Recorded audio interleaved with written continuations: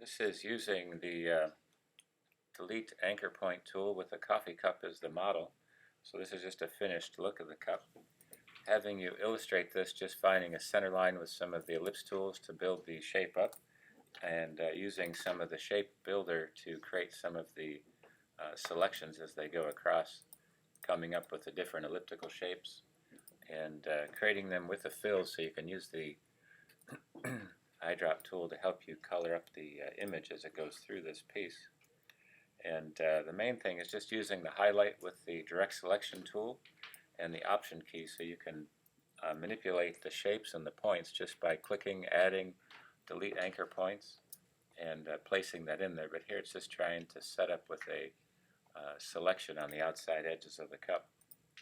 Putting the shadow, you can make the shadow transparent so it shows the images beneath it.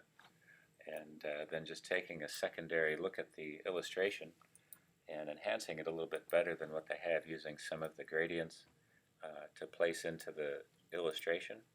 So when you think of all the different segments that you can highlight, once you open up the gradients, it'll give you an array of everything to choose from. See if this part comes through this section. Here you can see it up closer, putting a secondary shape just by copying it, duplicating it, flipping it over, and thus making it a reflection that's beneath it. You can take the shapes, eliminate them, try to use the shape builder just to show the opposite side of the cup in order to see how it would reflect. You wouldn't see the same image, it has to be the underside of it, so you're using the initial drawing to help you manipulate this. This is just using it as a mask over the top to make the whole image go from a gradient with a layer mask over the top of it. So you can attempt to try that. This is just using some pen tool for the stroke to be the shape, and using the profile to get a different thickness to it.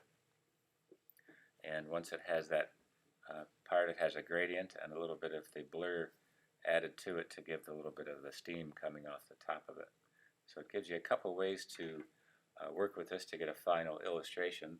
The one that's there is pretty basic, so you're trying to enhance it using everything you now know how to use Illustrator into that file. So it gives you a close-up view of it there.